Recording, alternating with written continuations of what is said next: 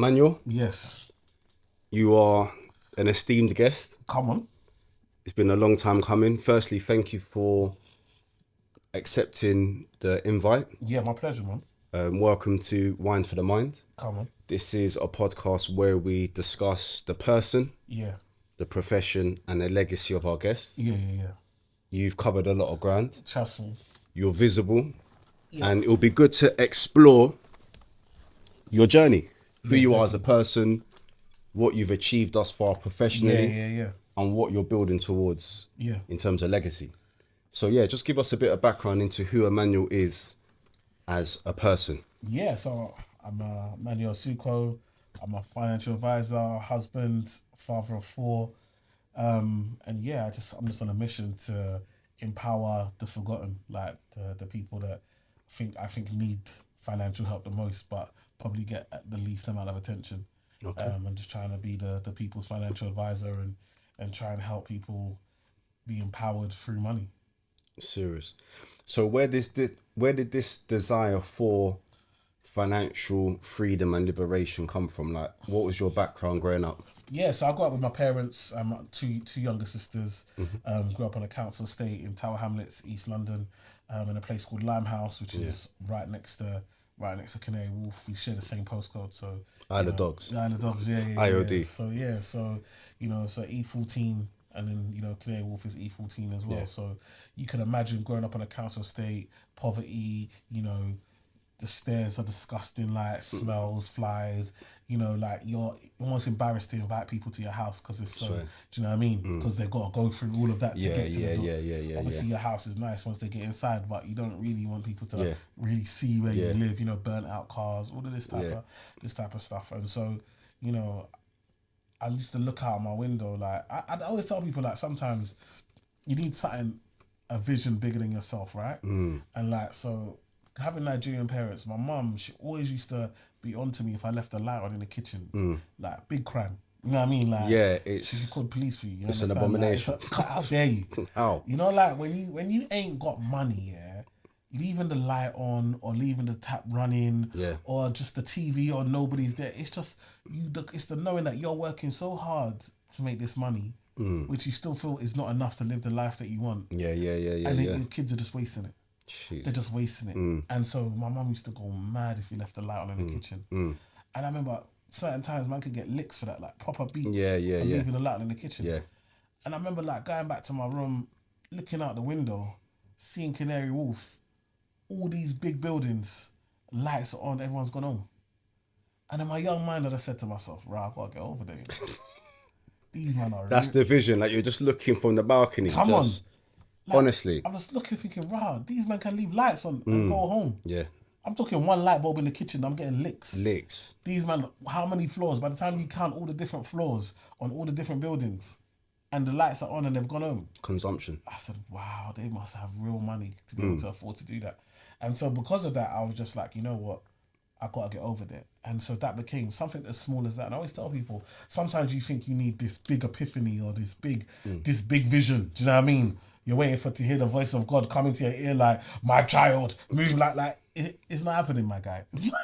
It's not happening. It don't really work. Yeah, like that. yeah, yeah, Do you yeah, know what yeah, I mean? yeah. Sometimes it's that small little, okay, there's money over there, let's go over there. Get closer. Don't know how, don't know, but that's where we're trying to get to. Let's get there first. Yeah. And so that simple vision meant that by 22, became the youngest financial advisor in Barclays in the country. Like me, from a council state, my parents, I'm first in my family to be born in the UK. Like, and it made me realize that sometimes you just visualize something and you can make it come to reality. Do you know what I mean? 100%. And so for me, it's like that was when I realized that I could think something in my mind and make it happen. So then I realized I needed to dream bigger. So you've mentioned a key word Yeah. that is so important but is not spoken about enough. Vision. Vision, yeah. What do you think are the key ingredients that brings a vision to life? You know what? This is was the biggest thing for me. I realized to your vision is knowledge. Like I don't, like I don't think people understand is that you can only your dreams and your visions are limited to what's in your mind, right? Yeah. So for me, when I realized that I could only because I could see Canary Wharf. You have to understand, if I lived somewhere else and I couldn't see these buildings, Yeah. I wouldn't be there. I wouldn't have got there. Yeah. That's how powerful it is, Yeah. just your environment. You know what I Yeah. mean? And where you're at. And so for me, it's like, then I realized, right, if I put this knowledge into my mind, now my dreams can be bigger. Which means my vision can be further. Which means I can dream and visualize bigger things for myself. Yeah. I see, like, I always do this comparison. I see Richard Branson, who has his own island.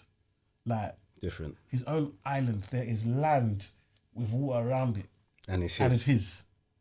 And I've got people where I come from that are killing each other for postcode. Never paid a council tax in their life. Never paid a bill in their life. Yet they're willing to risk their whole life for a postcode. And for me, that's the lack of knowledge. Because if you knew that actually, if I put this energy in, eventually I could become a Richard Branson and have my own island. And even if you aim for the island and didn't get an island, maybe you get a private jet. Maybe you get a holiday home somewhere nice. Maybe, do you understand what I'm trying to say? Like, but when your vision is now, forget fighting for a postcode. I'm fighting for so me and my family can have an island and have generational wealth, and my kids won't have to ever worry about money or because of the things that I'm doing. Yeah. When that's what I want us to fight for. Legacy. That's what I want us to be hungry for. And so for me, the biggest thing when it comes to your vision is knowledge. Secondly, it's your environment. I think a lot of the time we say stuff, but our actions don't match what we're saying. So I mean, E-man, I want to be like you. I mean, people say, E-man, I want to be like you. E-man, I want to live your life. Oh, I see you successful. I want to be successful like you. And then I look at them and I say, okay, cool. So what was the last book you read? So when you're on Instagram, what accounts are you following? When you're on YouTube, what shows do you watch? What are you watching? When you're reading, what are you reading? Are you reading porn magazines, or are you even when you open the Sun, are you just going to page 3, or like where are you going with this? Do you know what I mean? What's happening? Like when I talk about your circle, what conversations are you having? Are you still talking about the same girl? Or ends? Or are you still talking about like clothes or shoes, or are you talking about rappers or Kim Kardashian and Kanye West? And Yeah. Is that so? If these are the conversations you're having, if the number one account that you go on is Shadeborough or UK Gossip, or if these are the main things that you're doing with your life, then the reality is that what you say and what you do are two different things. They're not matching. And so, insanity is doing the same thing over and over again and expecting a different result. 100%. Yet I meet insane people every day. Every day I meet people who are insane, because every day they tell me they want to change their life, they want something different for themselves, they want to be better, but yet they do the same things they've always done. And guess what? The worst part about it is it's not just what they've done; it's what their parents did, it's what their parents' done. It's generational cycles. It's generational cycles. And for me, I want to challenge. I focus my attention on challenging the mindset to break the cycle, because money comes, money goes, but the mindset that stays. And if you can get the right mindset, you pass it on to your kids, you give them a better chance in life, and your kids get a better chance in life. You change people's futures by the way you think today. And the problem is that we only think for today. I meet people and all they think about is today. I was saying it. I had a client earlier and I was saying, listen, all you do, you work to make money. And the reality is that money should be used for you to enjoy your time. But what we do is use all our time to make money. It's meant to be it's a conduit. Exactly. Yeah. It's a conduit. Now, again, so let's look at what you just said now. Why do people spend their time pursuing money when really they should be pursuing value? What's the difference between pursuit of money versus pursuit of value? I think we see it all the time. So the thing about pursuing money is that when you pursue money, and you're not creating value, what happens is that you are doing a job. You might not enjoy the job that you do, but it pays you. So there's no self-fulfillment in what you do. You just know that you do it. When you are creating value and helping people and creating value, and you enjoy what you do, now money will come, but now it doesn't feel like work. Okay. Do you see what I'm saying? Yeah, I get you. I get people that wake up in the morning and think, even from Sunday, you're already thinking about, tomorrow I gotta go back to the office. Tomorrow I gotta go to work. It's already in your mind because you're chasing money.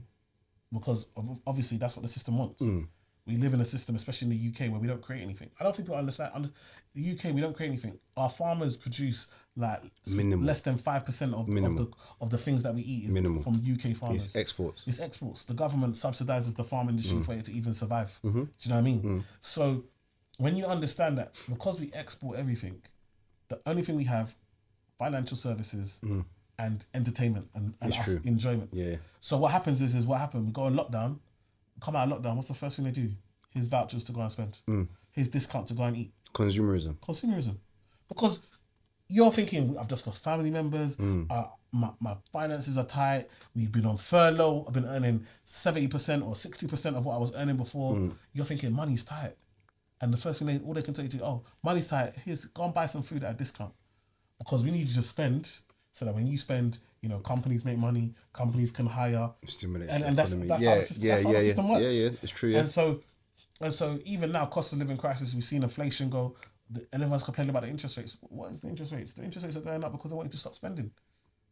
They need you to stop spending, so that if you stop spending, companies will say, well, because people stop spending, you need to encourage them to spend, you need to reduce our price. That's what they're hoping happens. But we are so into consumerism that even when things are tight, I must go on a holiday. I must buy that car. I must wear these clothes. Because our value comes from the things we own rather than ourselves. You see, for me, I know my value. I know my worth. So I know that no car makes me any more valuable. No shoes, no clothes, no holiday, no first. Man will be talking about, I'm in business class. You're in business class, but do you have a business? Do you have a business? And when that plane lands and Uber takes you to your doorstep, what are you going back to? What are you going back to? And so for me, it's like, I always tell people, the best app, my favorite app is online banking. No. It tells the truth, guys. You can lie on any other social media. It tells the truth. You can lie, but you see that online banking? Brother. That's between you and them. It is what it is. Your reaction when you see what that sum tells you, come on, is what it is. It's my favorite app. It's the truth teller. True. Because we can fake and we can pack. Especially I'm Nigerian. We know how to package. Everything is packaging. Packaging. And I've just come from Niger and I've seen it. They're out there. Even you'll meet the person that's in the most trouble. They make sure they look good. They make sure they smell. Like, it's all about packaging. First impression. Everything. And so for me, it's like, actually, you faked it till you make it so much that now you start to believe your own lie. You start to believe the lie that you tell everyone else. That's the problem. Like, and that's the problem with fake it till you make it. Okay, yeah, you're gonna act where you want to be, not where you are. Okay, that's fine. But also, you have to get to the point where you also remember you're not actually where you want to be. So you need to put in the work. You need to work. So it's look good, yes, because obviously first impressions leave a lasting impression. Of course. But please, mash work. Be a person of work. Be a man of work or woman of work. You surround yourself with people that... And my thing is that, for me, I know that I'm always trying to be uncomfortable. I'm always trying to push to that... What's the next level? What's the level that to be uncomfortable? Because I understand that once I get comfortable, I get forgotten. Yeah? And people don't understand it. So what I'm saying is that there are think about things that are normal to you. Yeah. You don't appreciate them. I always use this example. I always tell my wife, like, if Halle Berry can get cheated on, anyone can. Yeah? So what happens is that, man, when he first was with her, she was amazing. But they got comfortable. He got so comfortable, she became standard. She became normal. Yeah. Do you know Desensitized, what I mean? Desensitized. And this is what we do in all walks of our lives. Yeah. Our job, the job that pays you, is turning up late. The job that gives you the bills to pay the bills, to live the lifestyle that you want to live, you turn up late.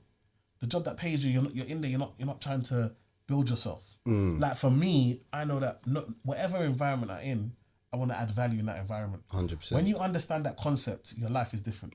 I can't be in an environment and I'm not adding value. Maybe if I'm on holiday, I just chill. I'm just on a vibe.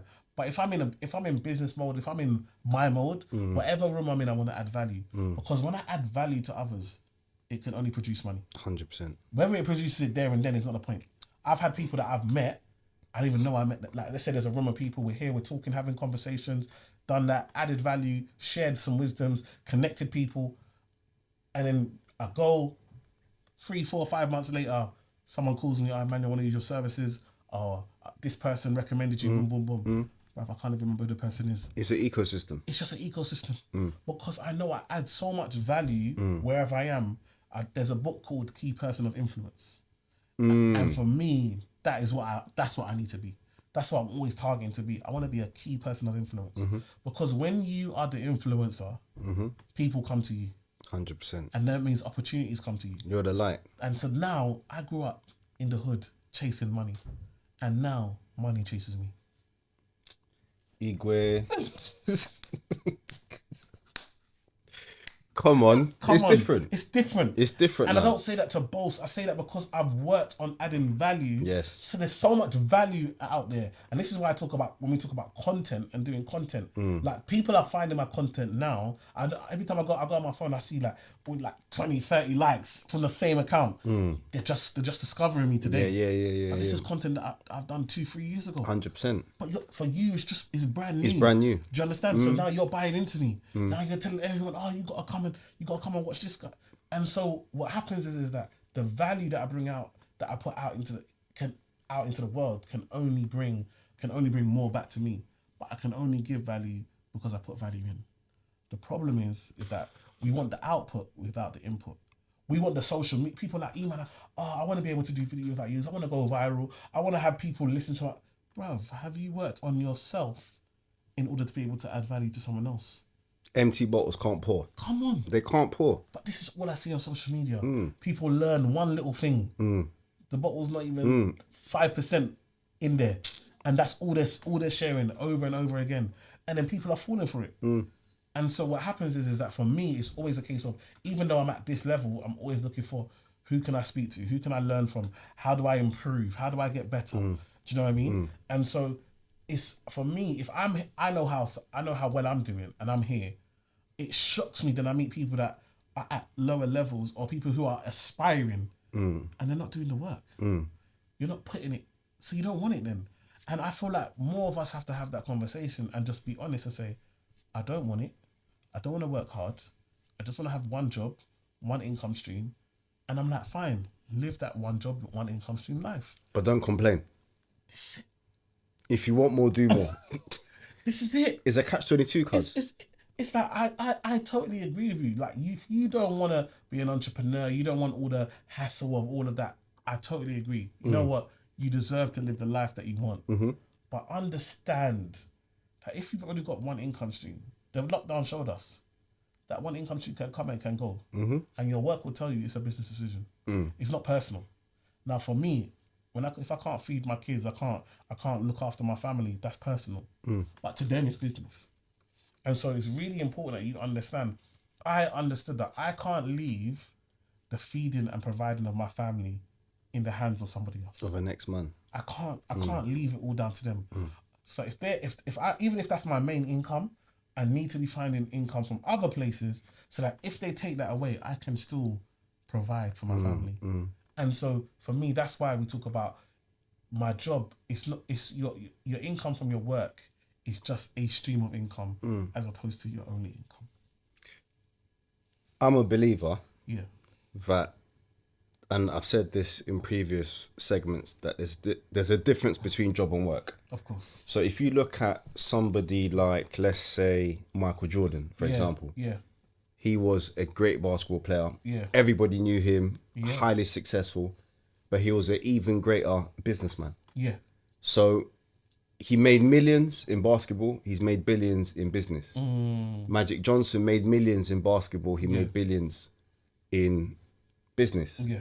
So our job should be a stepping stone to do our work. At what point did you have that realization when you were working in finance that I need to get out of this system and transition? What was that light bulb moment for you? You know, the light bulb moment was when I just felt like I didn't fit in, bro. Serious. I didn't fit in. So, like I said, I become a financial advisor at 22. The average age of a financial advisor at that time was like 55. So even my colleagues, my younger colleague, I remember he was young. He was considered to be young. He was 45. 22, over double my age. Double. Do you understand? And he was considered young. Crazy. So then my other colleagues are late 40s, early 50s. So you come into this environment and then they're telling you, they're putting you down because you're young. Not meaning to, but just like you're young, you're green behind the ears, you don't know what you're doing, type thing. It's discrimination. Yeah, and then they're putting you down because of the way you talk. Because I'm from East London. I talk like someone from East London. These times head office is in East London, so really and truly, you lot should be talking like me. Like man. Like, because I talk like people that come from here. Imagine. But it doesn't work like that when you get there. And then it was obviously my race, so I'll be the only black person in this senior position as a financial advisor, a senior role. I was the only black person in my team. I remember we went to a convention in Manchester, and like we had all the advisors, so about 1,000 advisors all together in Barclays, and then there was 5 of us. One was in Peckham. One looked after Peckham. The other one looked after Lewisham. The other one looked at one in Birmingham. The other one looked at an area in like Manchester. And there was only one, and she was the only black woman in the whole 1,000 people. And then there was me I was in central London looking after high net worth. But all the rest of them were in basically looking after like ethnic minority areas. So that's why they were those advisors. And I just thought to myself, this is crazy. And then when I used to have this paradigm where I would live on a council estate, see all my friends, family, and so forth, go to church, see these people in church.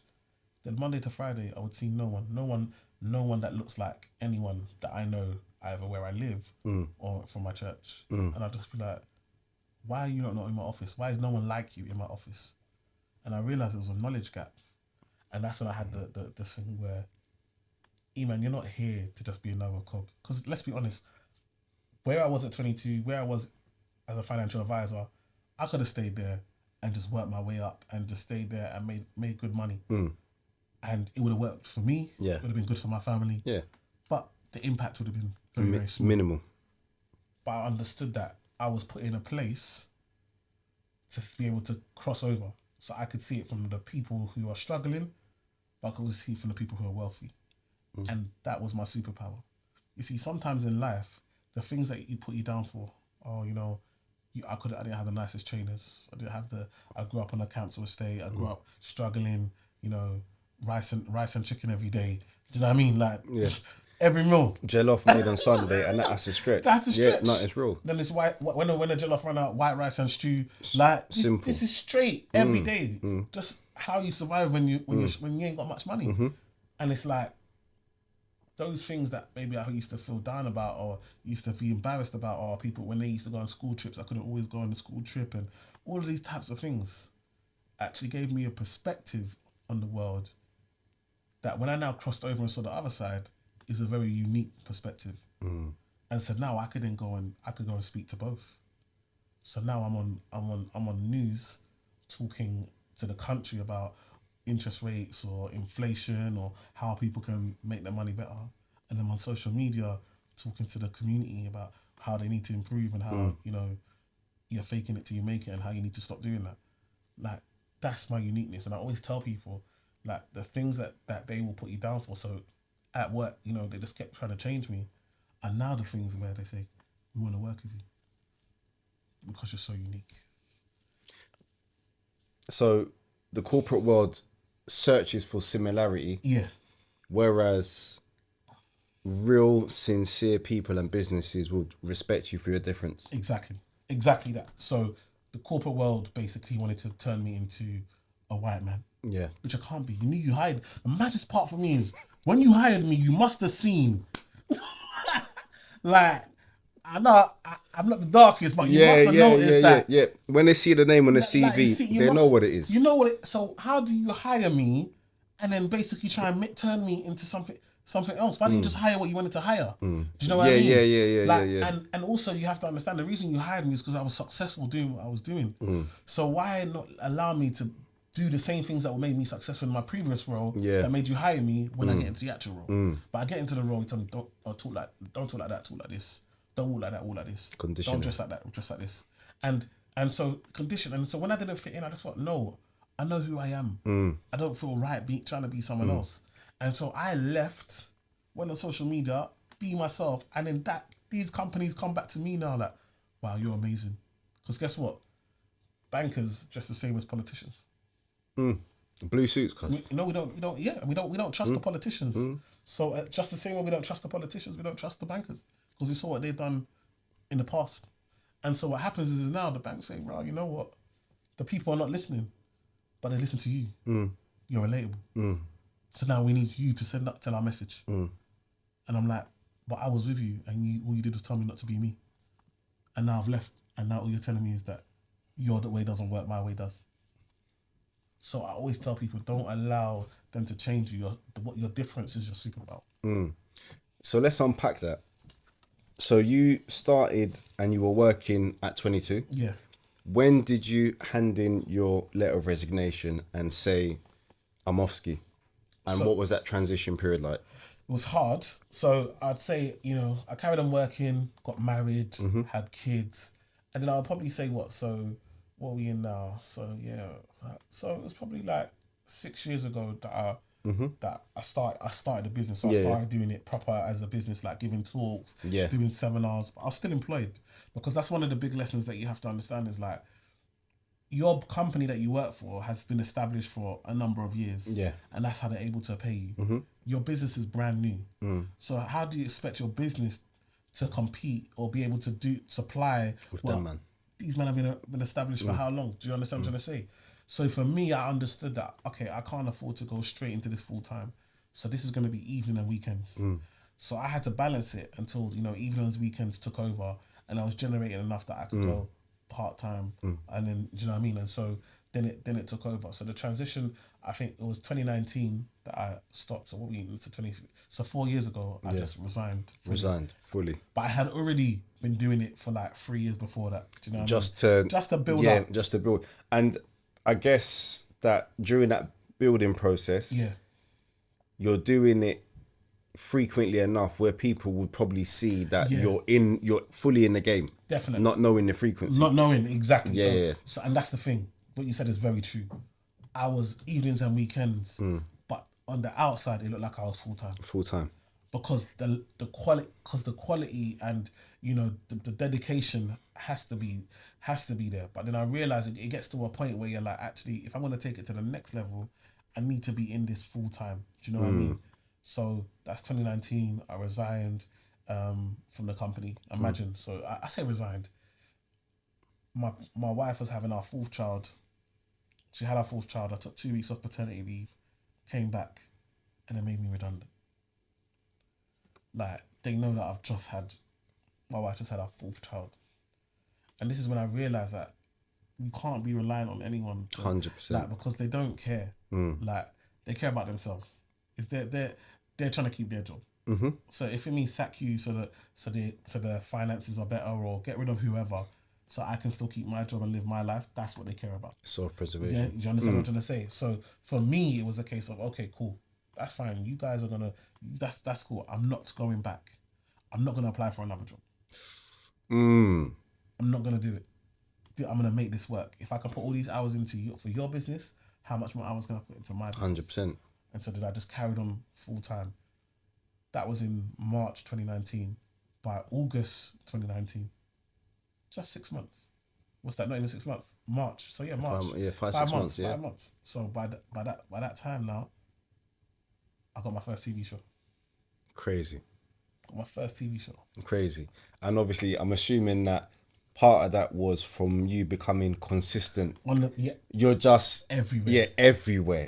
Every talk. Flooding them. The amount of talks I did for free. The amount of podcasts. I started a show. I was one of the first to do a show every Monday on Instagram Live. So I used to go on Instagram Live. I invite guests and just used to interview them and talk, and people used to tune in, and so that would be saved, and people used to love to be a guest, and then other people took that and ran with it, and I take pride in all of that. But yeah, I was like, I'm not gonna wait for them to give me a platform. I've got this. I'm not gonna wait for them to put me on TV. I've got this, so I'm gonna put myself on this. That's it. And I've got my own audience that will tune in, and we'll build from there. And so that flowed, and then they saw the stuff, bro. I'll tell you, I was doing lives. I was replying to every comment. I was in the DMs. I was going on other people's platforms. I was giving talks. I was going on radio stations. I was writing articles for newspapers for free. Yeah. For free, I was writing articles. 100%. Just whatever, every opportunity, I just took it. And boom, like just got noticed and also networked. So yeah, the way they actually found me was my friend Bola Soul. She who I had networked with. And this is one thing, people like, I don't want a big friend. You see me, yeah. If I see someone great, they gotta become my friend. 100%. Listen, What's wrong with that? There's not enough great people in this world. 100%. If I see somebody that I think, no, you're great, Yeah. we gotta be friends. Yeah. We gotta be friends. Yeah. Yeah. It's not soft. It's It's strategic. People be like, I don't want a beg friend. What? You got pride for what though? For what? I told you, go on my favorite app. The pride will go away. Do you understand? Go on, use that app. when you see that number, let your pride leave. 100%. Like, so I saw her doing what I did, and I was like, we do the same thing, and you do it great. We're gonna be friends. I message her, whatever. I started sharing her content, comment on all her posts, just being noticed, like just being busy. Like whenever she posts, I would comment, I would repost. Engagement. She had merchandise. I wore a jumper one time. I bought one of her hoodies. I wore it in one of my videos. She was like, "Bro, you know, you're showing me too much love. We got to link up." We linked up. We connected. From there, now we're like brother and sister. Like, but she basically had an interview, had an audition with the Channel 4, and then basically once after her audition, they're like, "Do you know anyone else that does this finance thing that we could audition?" And she was like, "Oh yeah, my bro Eman, take his details." Simple. And then she called me. I gave your details to Channel 4. I don't know if they're gonna call you, but did it. The next day they called me, did it. I even got the show. She didn't even get on the show. Do you know how happy she was for me? When I was out there filming it, she was calling me every day. That's just from that. If I never took the time to connect with her, There's no Channel 4. there's no Channel 4. This Eman that you see today that you know, there is so many times in this life where just by knowing someone, just by networking, an opportunity comes and they think, who should I? And because you're busy, they think of you. Even Bola, even if when we connected, if I just left it and didn't carry on talking to her, she wouldn't. When they ask that question, you know, in the split second, you're not thinking. Yeah. You just, I can't think of no one. Yeah. And there are people, but I can't think of no one. But because we were close, because we were busy, oh yeah, Eman. You know how often I meet people like, oh yeah, I was in a meeting the other day and somebody was talking about you. I promise you, I meet people and they're like, yeah, I know you're doing well because I was in a meeting and somebody was talking to me about you. See, who is talking about you in rooms that you are not in? Part of this whole setup is inspired by you. I have to give you your flowers, bro. Again, I said to you like before we got on air that, you know, I first noticed your material probably about 2021. Yeah. So behind the scenes, I've just been admiring the content that you're putting out. You're very, very consistent with the content that you put out. Then that inspired me probably about a year and a half ago to say to myself, you know what, I need to be a partaker in this. Yeah. There's too much experience. There's too much greatness. I can't be on the sideline like Arsene Wenger, cuz I need to be on the field, brother. Come on. Do you get me? So your consistency birthed that desire in me to step to the forefront and just give it my all. Yeah. And whatever it is, whatever it takes, just do it. And the thing is that the same way now you're doing it, you're consistent. Someone's gonna look at you and be like, you know what, you know, I rate Harry. I can relate to Harry. So if he's doing it, I can do it. And that's what it's about.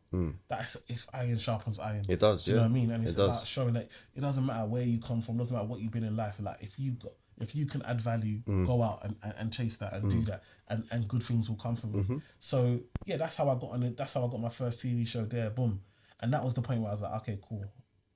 I'm unemployable. Do you know that even sometimes I'm like, I tell my wife like sometimes, you know, I could do even just just an employment. And so I remember I was speaking to a company. They were like, oh yeah, we want to try and hire more black advisors. And I was thinking, right, they're gonna try and offer me a job or something. They're like, oh yeah, so, and I had this big meeting talking about how they can do it. They were asking me what they can do, how they can reach out. I'll give it to them, and then I thought, okay, cool. Are they gonna offer me a job at the end? And they were like, so if you know anyone, please let us know. I'm like, you know, I'm a financial advisor. Why are you not offering me the job? And I just realized that I'm unemployed. 100%. How are they gonna employ me? They can't. Who's gonna manage me? They can't. They can't. And I They didn't can't. realize. Like, They I didn't can't. clock. Like, that's why now we have to collaborate. So like now I'm an ambassador for one of the big banks, and it's like we have to collaborate. I'm coming in as an equal. We're coming in like Partners. partners. It's partnership. Like you need to make content. I'm gonna do the content for you. We're gonna work together. Yeah, 100%. You want me to keep my style. Even Yeah. when I'm doing it. Like Yeah. you want like it's partnership. I used to be a cashier here. I used to work here, and now we're partners. Like the joy. Like you don't understand. These are the things that make me just happy. and just keep working. One thing I always tell myself is don't ever let it get to your head, because as quick as it come, it can go. The thing is, I don't take my identity in the fact that I'm on TV or I've got X amount of followers or whatever. I take my identity from the fact that I know I'm helping my community. I know my heart is for my community. And guess what? When I go out, Harry, bruv, sometimes me, I want to carry tissue when I go out, because the stories that people tell me about the impact that I'm having in their life, It's legacy. and I'm meeting them for the first time. To know that you're meeting someone for the very first time ever, yet because you took the time to get out of your comfort zone and set up. I remember when I first started in my little bedroom, I took a little room in my house, the little box room, set up a little camera stand, created a little background, and then just started doing these videos. Just started doing it. And now I'm meeting people telling me, I just bought a house because of you. Because I've been watching your videos for the last 2 or 3 years. Oh, we just paid off debt because of you. Oh, my parents are able to retire because of some of the advice that you give. Like, when you hear the impact that you're having, for me, that's why I do what I do. Now, the question is, imagine, what if you didn't take that decision? Bruv, the tragedy. You know, the maddest part is, Harry, I always say, and this is the truth, the work still would have got done. It would have. It just wouldn't be me. It wouldn't be you. And I always tell people say, what's your biggest fear?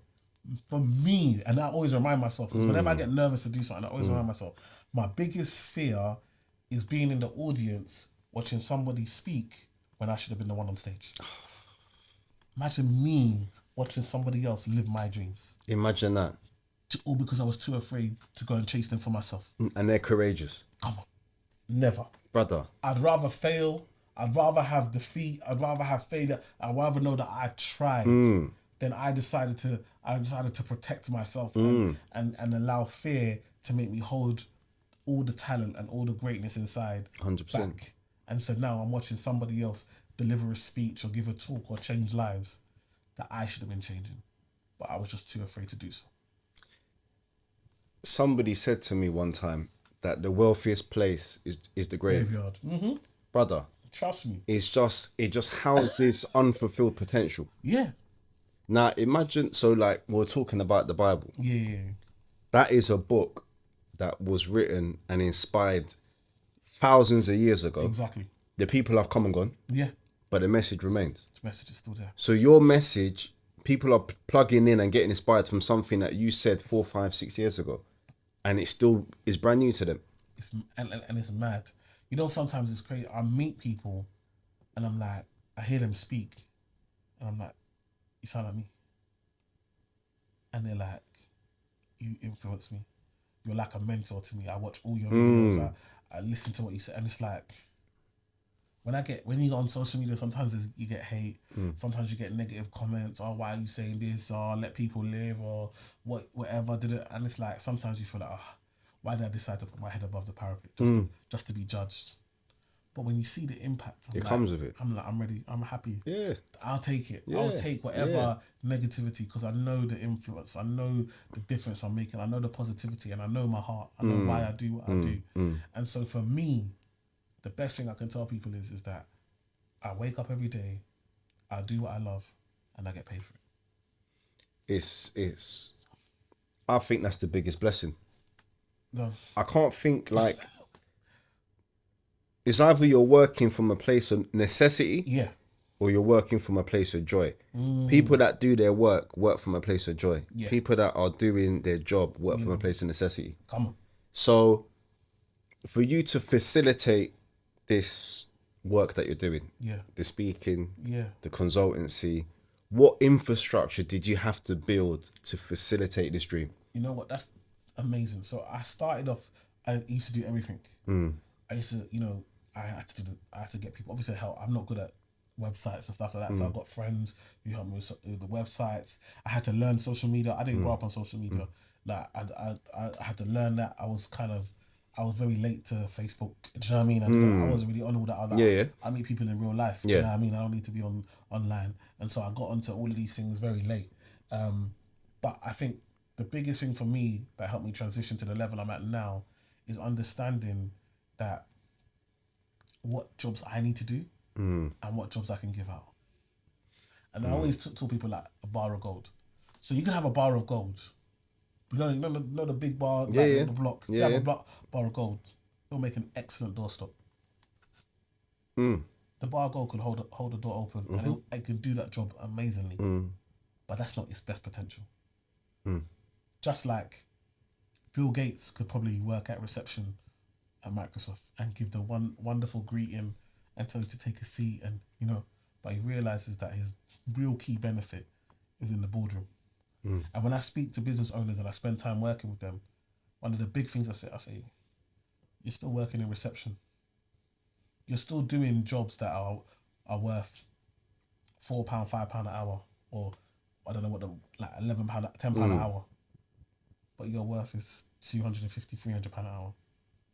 So why would somebody whose hourly rate is £300 an hour be doing a job That's that's 10 £10 quid an hour. when you could find someone to give you that hour back and go and make the 300, doing what you do best, So time. time. And so one of the biggest things infrastructure is enabling people and empowering people. That micromanaging thing, that's not for me. I find people who believe in the goal, believe in the dream, are hungry for it, understand it, and empower them to be the best version of themselves. I don't tell my employees what time they come to work, just get the job done. I couldn't care less. I will pay you the same money whether you come in at 8 o'clock or you come in at 10 o'clock. If the job is being done, the job is being done. Results. That's it. That's all I care about is the results, because I want you to work in the best way for you, not for me. Because if I empower you to work in the best way that is comfortable to you, you're going to give my company the best results, because you understand that you're appreciated. And so if a lot of we've got an office, if you don't want to come into the office, work from home, no problem.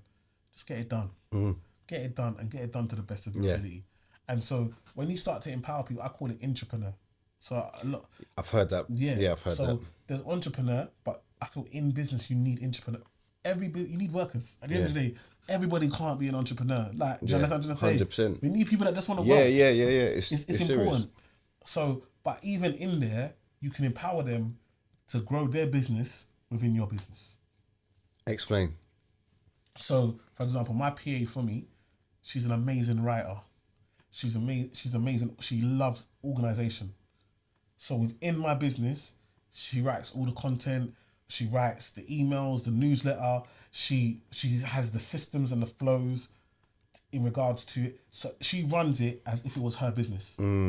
She tells me where I need to go. Do you understand? Because she understands diary management. She understands organization. She knows what emails need to be sent. She knows when I look at my phone. I look at the next day. I know where I need to be. Your PA is 30. She's there. Bro, listen.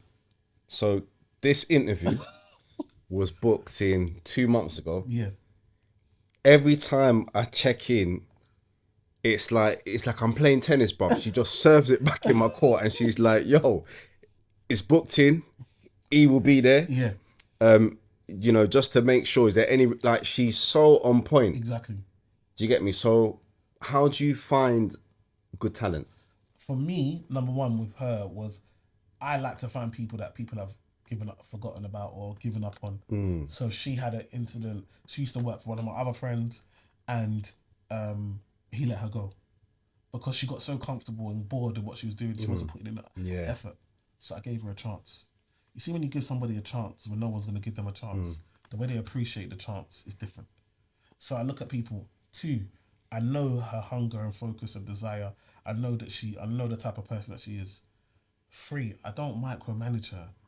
I tell her the duties. We have team meetings. We have talk about it, but I leave her to get on with it. And guess what? Even sometimes I have to tell her it's okay. You can lock off now. Do you know what I mean? Take some holiday. Travel. I have to, because she is so, again, because I've empowered her through my business. It's like even one of my other clients who now works for me on my social media. I saw that she does great content. I was like, your content's great, but she obviously doesn't get the reach because she hasn't got that many followers. Yeah. So I was like, listen, I want you to come and do content for me. I want you to pick the same way you do your video. I want you to create those videos for me. Now she's seen the videos are going viral.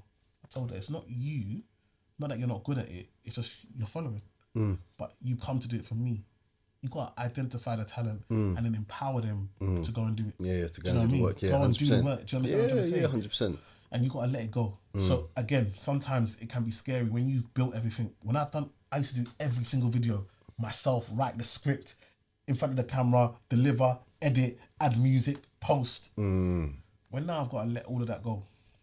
That's what I'm doing. But yeah, it will get to that point where delegation needs to come in. Needs to come in. Yeah, and you need to give. Because you're doing £20 an hour No, jobs. no, real things. I need to pay you that £20 no, an real hour. things. Real Like, things. so that I can get the hours to do what I need to do. it's real That's things. going to bring the big money in. Do you know what I mean? And so sometimes it's scary because a lot of the time I'm seeing the videos the same time you're seeing the videos online. I find that I see them the same time. Do you know what I mean? Because do you know what I mean? I trust for me to check them. Yeah. She knows the standard that Yeah, we've got. yeah, So that's it. she checks the videos. If she thinks they're good enough, that's cool. Good to go. And then they post them. Yeah. So I'm seeing them fresh Daily. and they're just Boom, there. boom, boom, boom. Yeah. Whereas before, sometimes I'll get busy, you'll forget to post. That doesn't happen anymore. We're consistent and the numbers are going, we're flowing, we're reaching. I'm going out, I'm meeting people who are celebrities, who I think are celebrities. And they know who I am. 100%. I've seen your videos. 100%. I love your content. 100%. And I'm like, what? And so for me, the biggest thing is that, again, your followers, it doesn't reflect your reach. Doesn't reflect the impact that you're having. It doesn't reflect the amount of people that actually consume your, because the amount of stuff that people I saw your stuff on WhatsApp. They don't even follow, man. But they know, man, because people share my content in the WhatsApp group. Do you understand what I'm trying to say? So they know who I am. And so it's about what is your impact. Don't allow. If I would have stopped when when I first started, the biggest struggle was getting to 100 followers. I used to go to bed, I'd have 101. I wake up in the morning and I have 98. I'm like, what's happening? We're saying deductions. I'm saying, what? Brother. Man's posting and losing followers. And losing. What's going on And here? you're thinking, how manage costs? Is this a scam? What's happening? Brother. What game is this? Conspiracy. And it's like, if I would have stopped there and said, forget this, where would I be today? 100%. So it seems like a key driver to what you do is tunnel vision. You have to. You just can't look left and right. You can't waver. It's just harness your focus. I always tell people the story. I tell this story all the time. Like, I remember hearing it. I was like, it's so true. Of the man, the child, and the donkey. I don't know if you ever heard of this story. It sounds spiritual. So, yeah, exactly. Go true. So the old man is on the donkey, and the child is walking beside, and then people complain, your old man, you left your little child to walk. How can you leave your child to walk? You're a bad man. Says, okay, cool. Says, son, join him on the donkey. Him and the son on the donkey. Then now they carry on. Then these guys say, the two of you on the back of the donkey. The poor donkey's back. Then he said, okay, let me come down. Son, you walk. So the son is on the donkey, he's walked by. Then he's like, look how young your son is. You're a big man. How can you not be, how can you be walking and he be on the donkey? So he says, okay. Then now then he gets back on the donkey. Then the next people come, complain. The donkey is too much weight. Then he says, okay, there. Then he picks up the donkey, puts the donkey on his back. And him and the son walk. Then people say, are you crazy? Why are you carrying a donkey?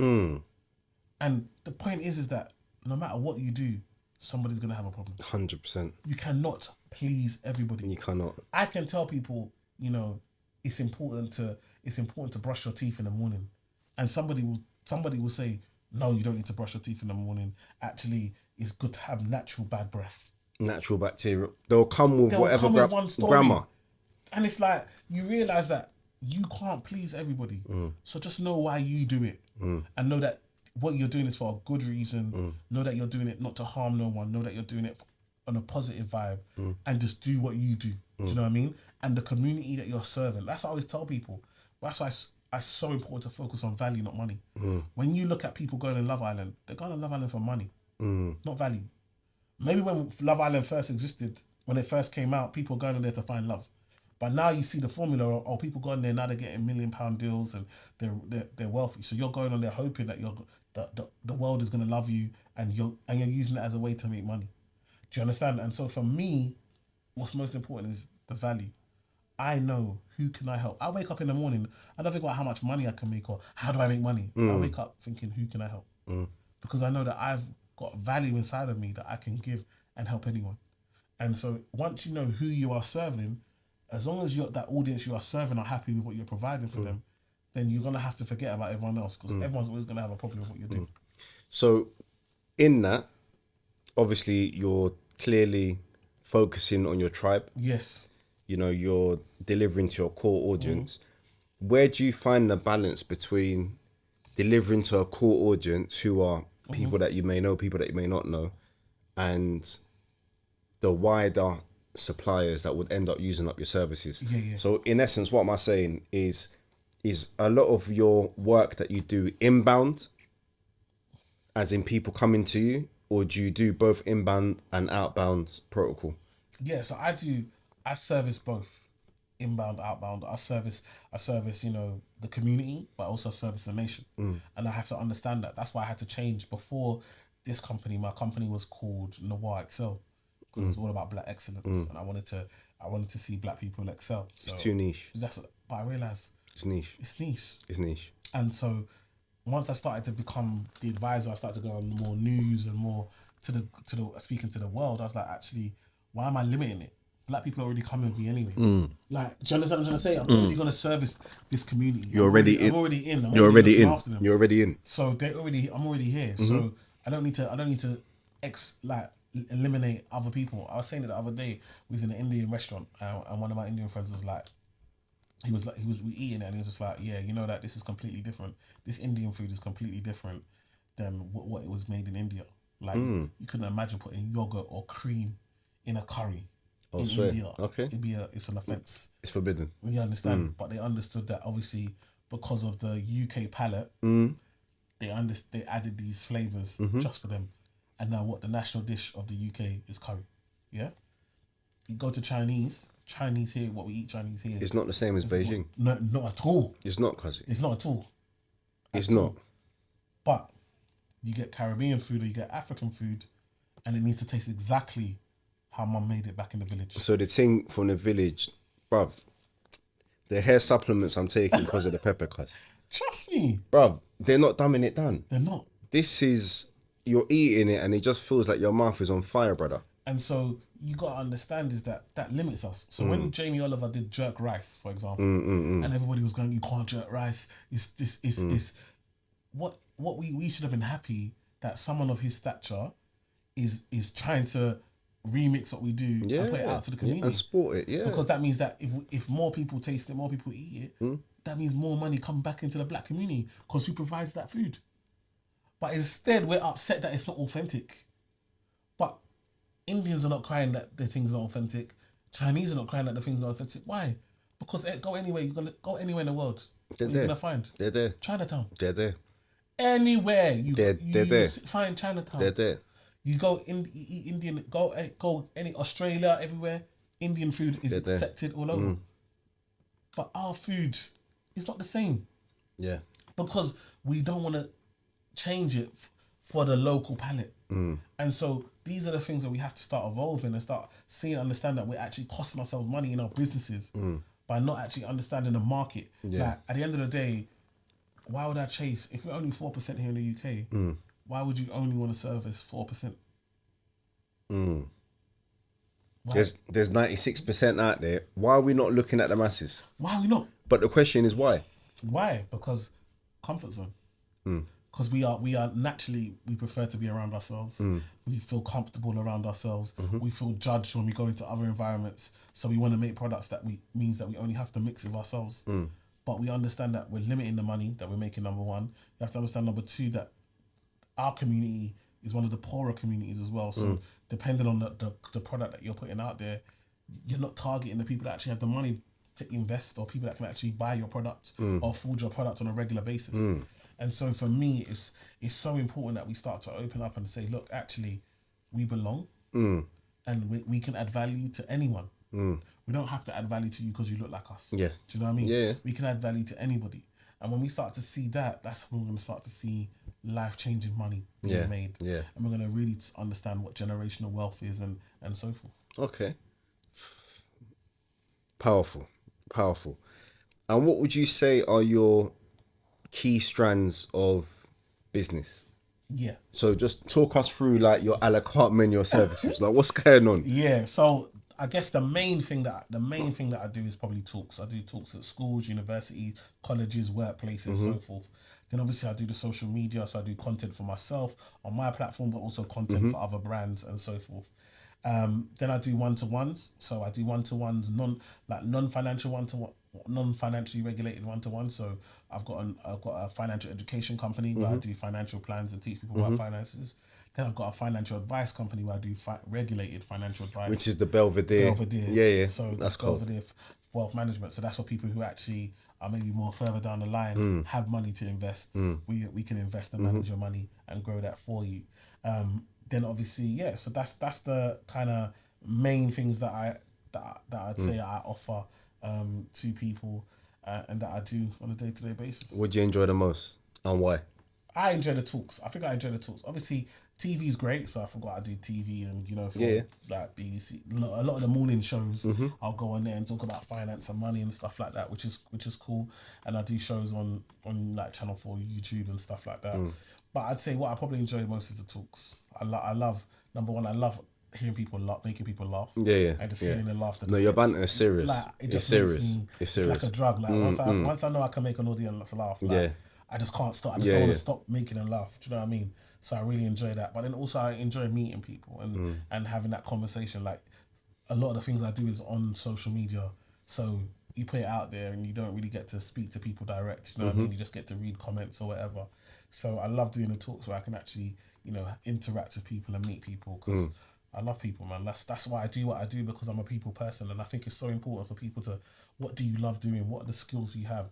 Like I see people telling me they want to be social media or they want to be an influencer, but you're an introvert. But they're not social. It's very difficult. So how? It's very difficult. How? What you're trying to pull something from the atmosphere there's nothing in the It's clouds, not. cuz. It's not gonna work for you. Yeah. So think about like I find that like a lot of people that may be introverted or like contracting is a good way It to is. make good It money is. It is. without having to necessarily have to speak to people all Yeah, the time or be too and committed. Yeah, yeah. committed. And if you feel like you want to change your work environment every 6 months, 3 months, can just- yeah. you can move. So No, real things. I feel like make it work for you. Do you know what I mean? Like a lot of my contractor clients, they are happy. Like they're happy. They make money. They might not have the fame, but they make good money. Some of them are holding 2-3 contracts at one time. it's real. Making footballer money. It's Do real. you know what I No, mean? it's real. So at the end of the day, understand sometimes we're chasing stuff like you want to chase fame, but you actually don't like people. Like sometimes you want to do business, but you don't like service. How? If you don't like serving people, you're not good at customer service. Yeah. You know that you're rude. You know you're a rude person. Yeah. Don't open up a business where you have to talk to people. You shouldn't be custom. You should be in the back You office. should have back office, or Yeah. you should do something with Amazon, where Amazon. you got a product, Yeah. put it on Amazon, and they Yeah. buy it, and Amazon deals with it. No, seriously. I don't understand. Like, know your skills, know where you're at. Not because everybody's opening a business, you just have to follow. Like, know what you're good at, know your skills, and know what you enjoy, so that you commit to something that you actually enjoy. One of the biggest problems of commitment is that we commit to things that we don't actually like. So it's very difficult to stay consistent to something that you don't actually enjoy doing. So find and again, you can't always like your work. That's a myth. Like when I was in the bank, I didn't really enjoy it, but I had to learn the skill. Yeah. I had to stay there until I was confident enough that I could do it on my own. And so that meant that you have to play the game. Do you know what I mean? But know that it's for a season. Yes. It's not forever. Yes. Like if you know, the problem is if you don't have a plan. If you fail to plan, you plan to fail. And for a lot of us, we don't have a plan for our lives. Yeah. So because you don't have a plan for your life, you're doing things that you don't enjoy. Yes. But you don't know how you're going to get out of it. It's a trap. It becomes depressing. It does, yeah. That's how it messes with my mental health. So it's so important to have a plan. So, okay, I don't enjoy what I'm doing now, but this is my plan. And it's going to take me 12, 18 months, 2 years. So I know that everything I go through for the next 18 months or 2 years is okay, because I'm working towards my plan. And if you have a plan for your job in regards to what you do each day, you have a plan in regards to your family, so you must have a plan for your life. Like if you don't have a plan for your life, are you really living? Is my question. Are you really living, or are you being lived? I see a lot of people that are being lived. The alarm clock goes up, you wake up, you go to work, you have lunch at the same time, you have the same meal deal, you come back, you get home, you have the same dinner. Man said meal deal. You watch the same shows. Brother. You go to sleep. Yeah. And then you're not living. No, You're it's being true. lived. Yeah, you're being lived. Like, so you got to have a plan for your life. So you're living life on your terms, as opposed to just doing what the system wants you to do. What do you think you utilize more, your skill set or your natural giftings? I think it has to be my natural giftings. Like I think I like I said, I like people. I like getting to know people. That's what made me a good financial advisor, because I've got to understand your situation. I've got to get to know you. I care. I actually want to know how you got to what you're doing, what you do in life. I care about it. I care. I want to know what makes you tick. I enjoy that. So I found a job that allows me to do the things that I naturally do. Then I like speaking. So I get to do presentations and talks. So these are all things that I enjoy naturally. So then because of that, it doesn't feel like work. So I feel like my natural gift is, but there are skills that we have and skills that we develop over time that are really important as well. So like financial advice is a skill that I've It's learned. a skill, yeah. It's a skill. You weren't born with it. I wasn't born with it. You learned it and developed it. And developed it. Yeah, So yeah. I'm a really good financial advisor, but my natural skills help me in that area. But I had to learn the skill of financial advice. Do you know what I mean? So when I did the jump from, I did a jump from cashier straight to financial advisor. Although I had the natural ability, I wasn't very good at the beginning, because you've got to learn. You need to the learn. skill, and that requires experience and time. And sometimes we're not giving ourselves enough time. Like we wanna be as good as people that we've seen before, but when we're seeing them, they're 5, 10, 15 years down the line. Yeah, And serious. so you can't compete, you can't compare, because they're just some things you can't learn in a book. They're further along the journey. They're just some things you got to learn through experience. So we're being too harsh on ourselves sometimes. You got to give yourself the time to experience to get better. Deep. What I would say to you, what do you find more interesting? Being seen or being visible? And what's the difference, in your opinion? I think for me, like being seen, I think I'm seen. Like people see me on the TV, they see me. But I think being visible is about being in spaces where people can say like, oh no, E-man's there. Like, so I know I can be there. So it's one thing for me to, like, I understood that, yeah, I'm on social media, I'm doing this stuff. That's, people are seeing me. But being the visible thing for me was when people are saying like, I want to become an expert. So because I'm an expert, people now they can visualize themselves being me. Do you know what I mean? Yeah. Because on television before, when you saw us, it was footballer, musician, Mr. Motivator, Sir Trevor McDonald on the news. Yeah. We never had anyone. We weren't the expert. We're not the person that people are going to for the advice. So now it becomes like, oh, black people can give advice too. We don't just have to take it. We can be the ones to give it. And so, for me, I have to be seen, but also be seen in rooms where you stand for something. Do you know what I mean? So I can't just take this fame and take all the adulation and everyone, and then I'm not fighting for my people. It's true. I can't be here and I'm not fighting for black women. It's impossible. I can't be in this space and I'm not fighting for equal rights and the right pay and people to be treated and people to have opportunity. So as much as I do stuff on finance, I go and give talks to corporates on how they can treat staff better. Do you know what I mean? I go and share my story wherever I can share it.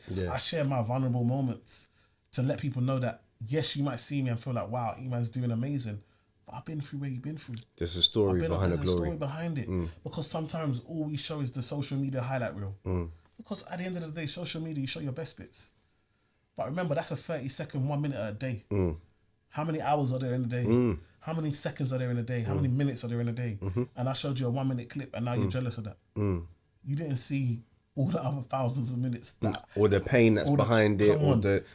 Do you know what I mean? There's a lot that comes behind it. That comes. And so for me, I have to show up. I have to show up for my people. I have to show up for my community. I have to show up for the disadvantaged. I can't just be, and that's why man can't just give me a check and say, oh yeah, don't talk about this or don't talk about. I can't. You need the space to talk about your thing. I need to talk about it because I know where I'm coming from. I'm never gonna forget where I'm coming from. I know what it's like, for your parents are skipping meals. I know what that's like.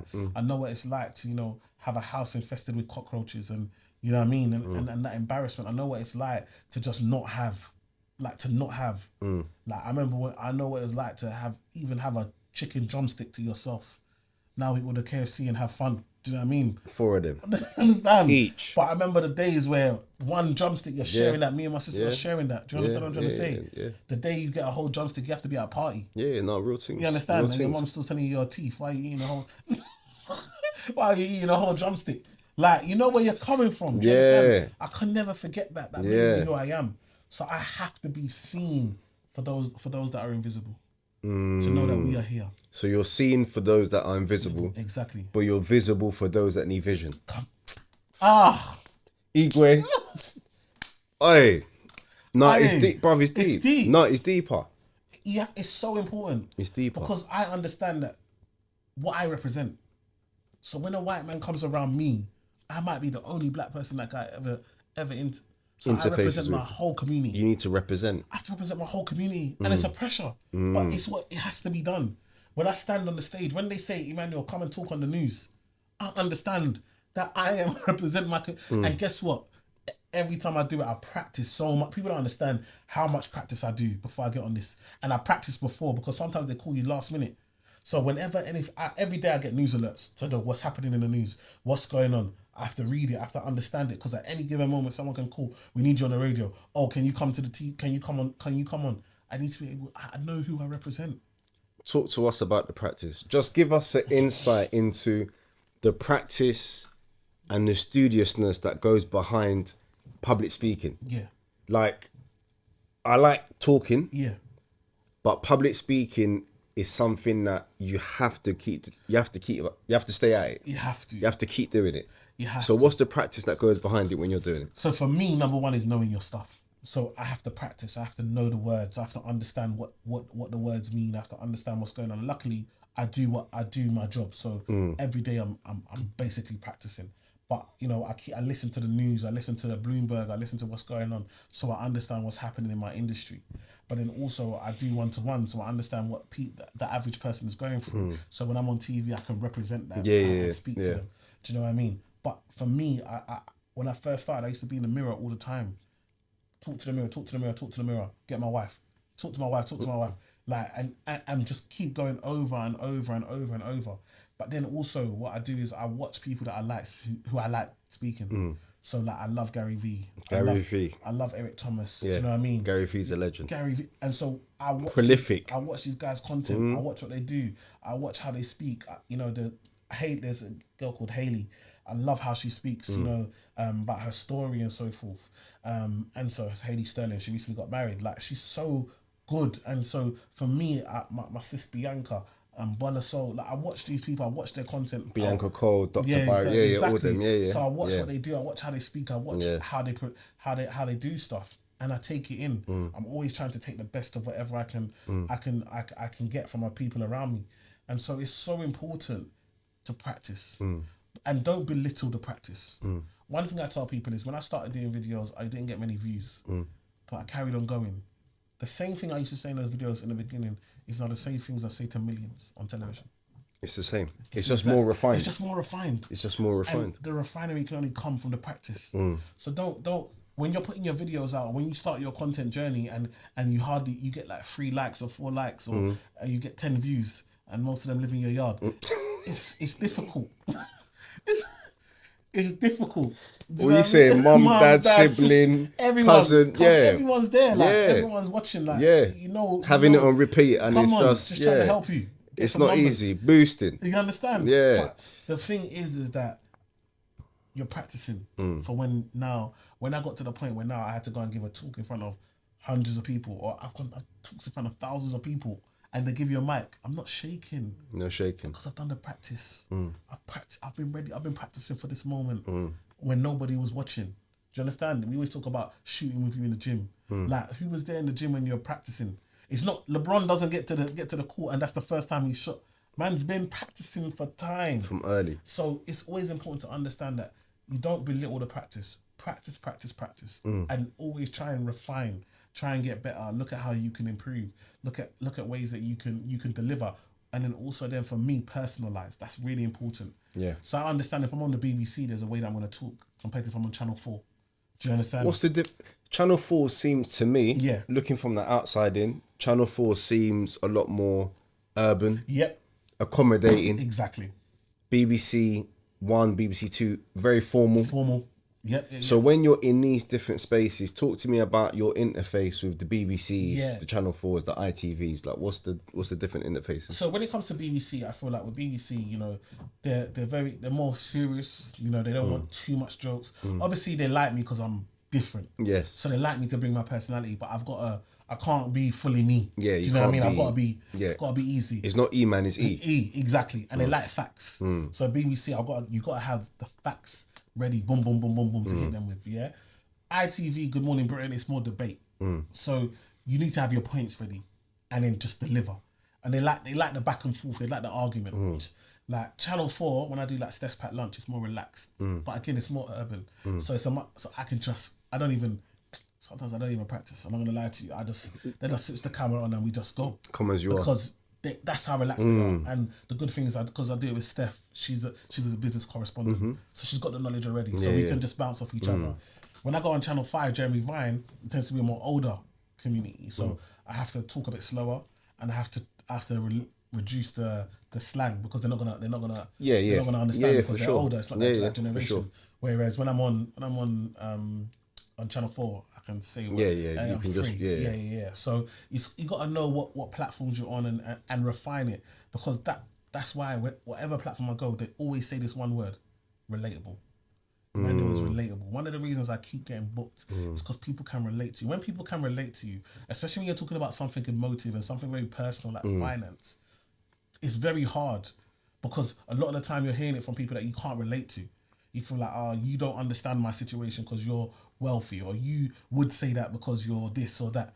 For you to be able to relate to people when it comes to finance and money, it really means that you understand the people that you're talking to.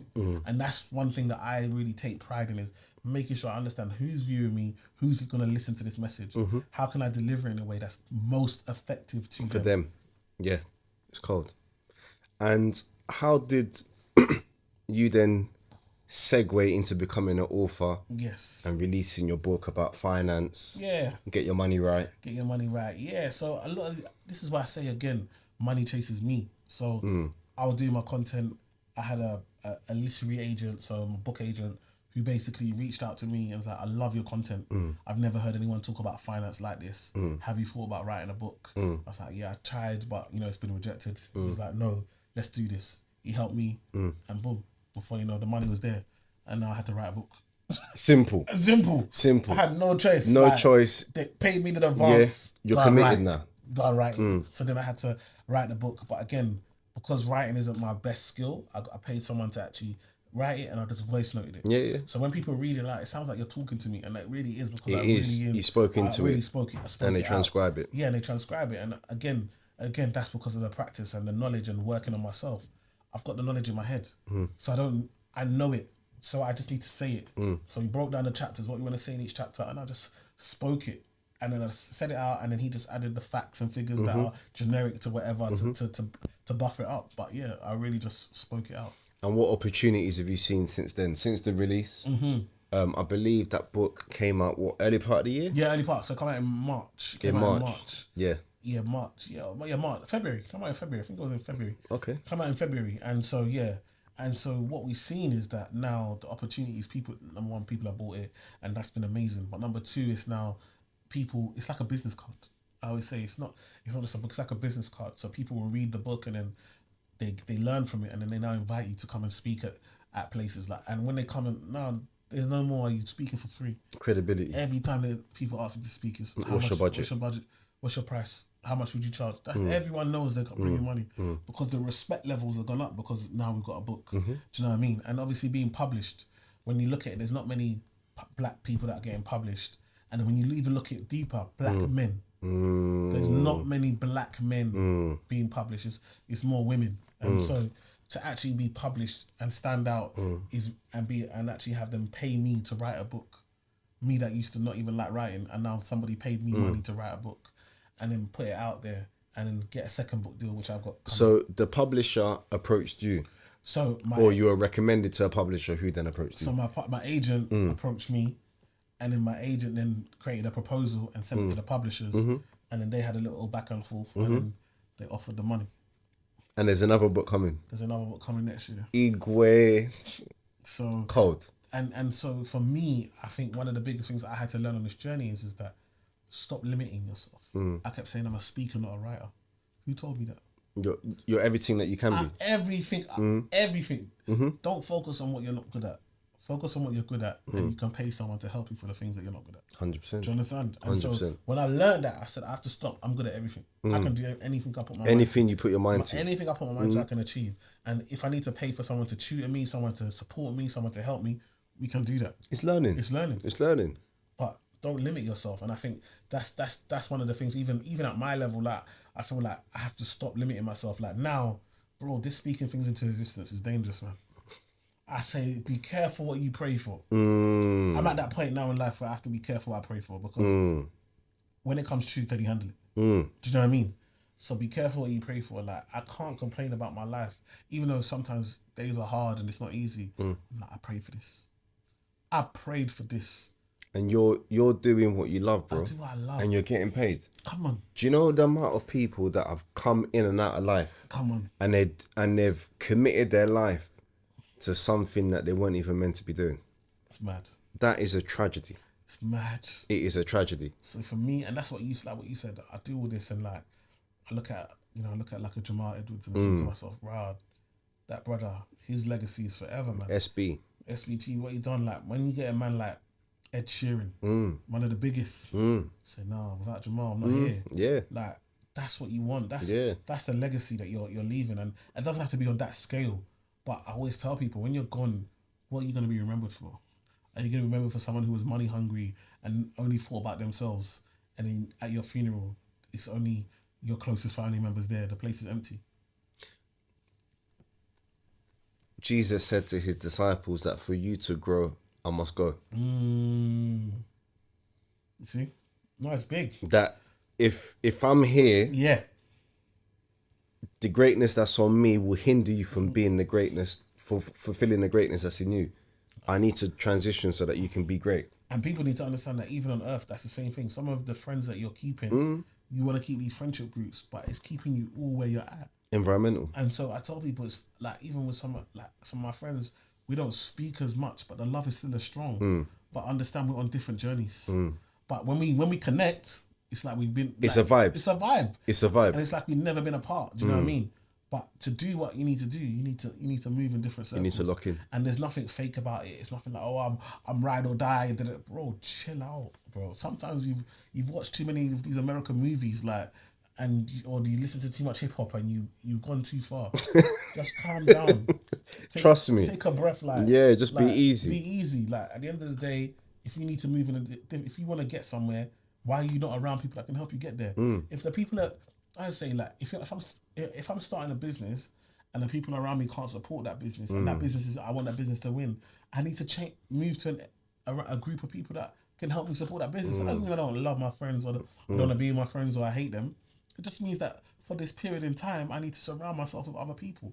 If I'm a parent, when I got married, I had to stop chilling with my single friends. Because the things that they do, brother, it's real for me. No, it's real. When I started having kids, I had to stop chilling with people that don't have kids. It's real. Because the way they want to keep going, I can't just get up and go out because I've got kids. You're accountable now. Exactly. And so I need to be around other people that have kids because we can share. What are you doing with your kids? What do you think? Does that work? Does this work? Tutoring. You know. Oh, what are you doing for babysitting? Oh, can I bring the kids around there? Yeah. Oh, yeah. You can bring yours around mine. Like, do you understand what I'm trying to say? It's not personal. It's just when you're in different stages in life, you need to surround people that at that stage. 100%. And that doesn't mean I don't love my friends that are single, or I don't love my friends that are married but have no children. We can still talk and still love each other. It's not a problem. But I know what's important to me because I know where I need to act and what I need to be better in. 100%. And so I need to surround myself with people that can help me and hold me accountable to the space that I'm in. And I think when we start to understand that you can be, we are multifaceted as humans. Oh, 100%. So I don't know why we always act like I'm real, so I only act in one way 100% of the time. that's not real. Because you're not always happy. You're not always sad. You're not always like you're different things at different times. Do you know what I mean? Like you could be really intelligent in one room and you could be the joker at the back in the other room. It doesn't mean that you're being fake. Like we are multifaceted. We have multiple personalities. We have multiple ways we can act and think. And in different rooms we want to act in different ways. It's the shape of a diamond. Exactly. And Different sides. so there's no problem. And once we start to understand that, I think we start to move different and we start to enjoy life, because I can understand that I can be serious right now. But I know I can go, if I want to be funny or I can go. You can bust out there. Yeah, serious. That's life. Do you know what I mean? Whereas some people feel like, no, I'm real, so I'm just going to be jokey all the way through. Or I'm real, I'm going to be serious all the time. Like, it's all right. You're allowed to change for the different environments you're in. And that's okay. That's not you being fake or being a chameleon. That's crazy. That's crazy. What would you say is more important? Access or ownership?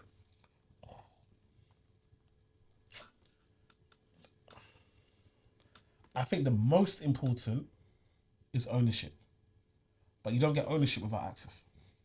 So you have to have access to the knowledge, access to the people to the people in order to be able to get ownership. So for example, like what's most important for me, like property is really important for us to own. But you need to know how do you go about getting a mortgage, how does credit work, how does a mortgage work? You then need to be able to get a mortgage advisor to help you get that mortgage and get that loan and package it so the banks will give you the money. So the access to the knowledge and so forth is vital. But overall, what's most important is ownership. Because we can do all these marches all day long, like and fight for freedom and Black Lives Matter, I agree. But I need you to understand that if you don't own anything, nobody's taking you serious. 100%. Nobody's taking you serious. Like one of the big things we see with other communities, when things happen, these that are shaken. Why? Because they put their money together and they own stuff. And so if you want to get stuff done, even in regards to like there are areas where, you know, like Tower Hamlets, these men voted themselves into government Quickly. Even when they said there was a fraud thing, a man got kicked out, a few more years, man's back in again. Back in. Do you understand what I'm trying to say? Why? Because these men value themselves. They have community. And so it's really important. I don't understand how we don't have enough of us elected in areas where we are predominantly in those areas. Do you know what I mean? And so it's really important that we understand that access is great. It's great to be able to, like a lot of the time in the UK, we actually now have access due to the laws with, you know, discrimination and race and all of this type of stuff. It's given us access, but we're still not having the ownership. And so now it's like, oh, I don't need to worry, you know, it's not a racist country or there's no more racism or whatever. But the reality is that if you don't own anything, what do you control? And so what do people argue? This is one of the things I get all the time. Oh, you know, look at now, interest rates are going up, so people are crying for mortgages. Yeah, okay, mortgages have gone up. How much has rents gone up? I promise you, rents have gone up more than mortgages. And so who is being hurt the most? The people that have to go to the people that own. And guess what? If I'm an owner, guess what I can do? I can sell that property. I can even get a management company and give my property to a management company. Let them deal with it. That will guarantee me my rent. That's it. And Guaranteed income. They can do whatever they want to do. 100%. When I'm a renter and the price goes up, if I can't pay, what do? You're outside. You're outdoors. You're battling. You can't say, oh, there's a spare room, I'll rent out that room. That's not your yard. It's not your drum. It's not your yard. If the landlord finds out, they're kicking you out. So this is why I tell people it's so important to have ownership. Like even with a business, you don't just work. Some of us are working so hard in other people's business that we are the star person in that business. Think to yourself, why don't I go and do this exact business somewhere else? Just understand the paperwork. and gone. Go. Get out of there. All the clients that love you, all the connections that you relationship is relationship, brother. You know when I see it the most, and I love it. I see men that do HR, that do recruitment, and they'll work in a recruitment firm. They'll be one of the top ones, and they dip. They dip after a few years. Yeah, they dip. They've got the relationships. Yeah, they dip. Guess what? The people that are hiring, they're the ones that got them the job. They dip. So they're gonna work with them because they got them the job. They employed them. It's true. So now you've got these connections. It's true. So now rather than getting a split, you're getting the whole thing coming to your company. Yeah. That 15% of your salary or 20%. Come on. Nah, what you said, them HR man, them recruiters, they don't are play. So entrepreneurial, brother. Yeah, and they're self-employed. I rate them, self-employed. And they make stupid money. Do you know what I mean? And so the thing for me is like, you learn a skill, you build it, and then you take it to the next level. Like, don't just get comfortable saying, if somebody is, I always tell people, if someone's paying you 100K, it means they're making $500,000 off you. Why don't you want $500,000? Like, but I know because of the effort and energy. Okay, then find somebody else. Fear. Fear? Let's talk about the factors. What are the factors that prevent people from pursuing and achieving greatness? The first one, let's kick it off with fear. What others? Fear. So then there's knowledge. Knowledge. Resources, so money, not having enough money. There's Lack of network. Don't have a network. Don't understand business, so never had a business before. Don't have anyone around business. Don't understand marketing or pricing or stuff like that. Because one of the bad things I find is that people will be employed, but they won't ask how they charge. They won't know who the contracts are with, who does their insurances. Yeah. For me, when I was working, I had to know everything. Brother. I had to learn everything so that when I leave, I know, okay, this is why you do this. This is how much you can charge. This is what's competitive for the market. Commercial awareness, bro. Exactly. It's so important. Don't just work and keep your eyes shut and just do your job. Like, understand why the business works the way the business works. Understand the HRO function. Keep your contract. I'm not gonna lie to you, bro. I have a contract. When I started hiring staff, I used the contract that I had when I used to work. And just change the numbers, because change the numbers. Change it up. Change the numbers. Do you know what I mean? And so these are the things that are important. And then the good thing that can alleviate it, like we're saying, so you're on 100K, but you could be earning $500,000.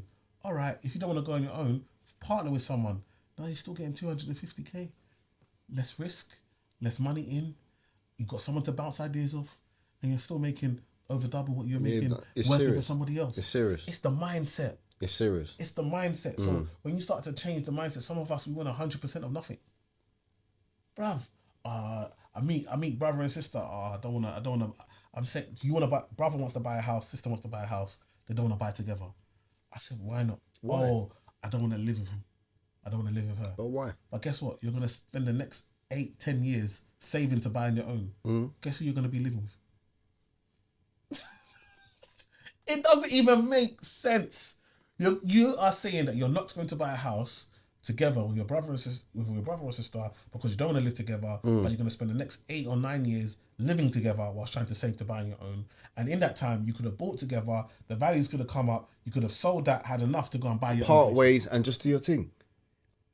Just do it. The first lock in for 2 years. Come on. Just coexist for 2 years, and then after that, review it and do your thing. Do your thing. Do you know what, yeah? I'll never forget this. So, for years, 10 years straight, I was popping bottles. I was in the dances. Bottle popping. 10 years straight. Yeah. Nah, I think I bought my first property probably about 5-6 years ago. Yeah. Now, my senior manager, Yeah. who was younger than me at the time, but he was quite advanced. There was one day, me and him were working late in the office, and his name is Michael, and he kept pacing in the office to see if man are still working, and so he wanted people for some reason to get out so that he can chat to me. Yeah. So once everybody left, I'm just on the keyboard, just on the buttons, just typing, getting the emails out. He said to me, he's like, H, when you gonna get your property? He said, don't let the 40-year-old H regret the decisions that the 32-year-old H made for the sake of enjoyment, cuz. He said, brother, don't pop bottles and don't have the yard. Get the yard, then pop the bottles. Don't pop the bottles and not get the yard. Come on. So then he asked me, how much do I think I've spent on enjoyment in this 10-year period that I've been out there? Brother, when I saw that number, bruv, I just had to open scripture, cuz. Come on. Bruv, I had to go to the book of Daniel, cuz. Bruv. Honestly, it's terrible. That's 3 deposits. Minimum. That man spent already. Already. On what? And today man said I don't have a yard. I don't have deposit. Bruv, I tell you, I meet people. I told you I did a show and like went to see someone's house, and they're like, want to buy a house. I haven't got money for deposit. Money's so tight. So I was like, let's go to your bedroom. So went to the bedroom. open wardrobe, Brother, if we see bag, drip. shoes, The drip. when we add it, bruv, 50k. I said that's your deposit. She never ever thought about it. She never ever ever thought in her head about it. Because sometimes we haven't got a plan. So we say stuff, oh, I want to buy a house. But actually we haven't put a plan in place to do that. It's So wishful thinking. and you know what? Like a wish without a plan is a goal without a plan is just a wish. It's a wish. Is a wish. It's a and wish. from there's no tooth fairy, there's no Santa Claus. You have to tell yourself we're too old to be wishing. Our wishing days are done. Mm-hmm. We're too old to be wishing. Create a plan. Have a goal. Create a plan and achieve it. The wishing. There's no I wish this. I wish that. And so for me, it's just like what you said. So you needed, but you're so blessed that you had someone that had that conversation with you. Because if not for that conversation, how long would you have gone before you realized? This is what I'm saying. So that's why it's so important that now, like what you're doing, you've got a platform now where you're now sharing this knowledge for somebody else. So what you heard at 32, they can hear at 22. At 22. 10-year advantage. Come on. Just lock in early. And again, people need to enjoy life is like. Exactly. But it just has to be balanced. Jim Rohn. Yeah. Legend. A legend. A man said, live on percentages. Yeah. Get 100% and split it. Live on 50%. Yeah. Use 20% to invest, 20% to save, 10% to give. He said, don't forget the 10%. Yeah, of course. Don't forget the 10%. Come on. Whether you push it to this or that, you need to give out so that you can get. And the maddest part is that this generation's mortgage is 50% for most of them. Just a mortgage. We haven't talked about the bills. We haven't talked about, the travel expense. We haven't talked about fuel, all of that. Just their mortgage. And then they wonder why they're struggling. But that's where marriage comes into it. Exactly. That's why you need to find the right woman. Yeah, the right partner. The right partner. The right partner. The right woman, the right man. Yeah, the right partner. It's so important to have the right, and that's why I say, you said something earlier today where you're saying there's a difference between like good and right. A good partner and the right partner is two different things. It's two different energies. Two different, because someone can be a good partner, can be a good person, but they're just not the right one for you. And you see it, like you break up, they go and meet with someone else, and you see, wow, oh no, you don't meant to be together. Like, do you know what I mean? Like, you don't work. Do you know what I mean? And so it's so important to find the right person for you. And this is why I always tell people when it comes to relationships, the person you need to focus on is yourself. 100%. Because before you can find the right person for you, you need to know who you are. You need too much people don't know who they are. self-discovery. You don't know yourself. You don't know what makes you tick. You don't know what you like. You don't know what you enjoy. You don't know what you're focusing for. You don't know what your hopes and your goals and your dreams are, because you've never had these conversations with yourself. You've never sat there and write them down. It's so important what your standards are. And so what happens is you act like, oh, I'm free. I just in love. I just really like this person. And then all of a sudden they start leaving the toilet seat up, or they start Towel on the floor. Or they take off their clothes and leave it on that chair instead of packing it away. Yeah, it's serious thing. And these little things start to get annoying. But when did you ever tell yourself this is what you're looking for? Set a standard. You have to set a standard. Yeah, because we've all got standards. People say I haven't got standards, I haven't got a type, we've all got something. So we've all got something. It will come out eventually.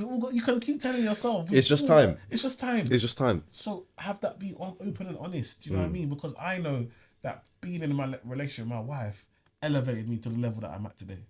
Explain. Because what happened is that before my wife, as a man, there's a lot of distractions.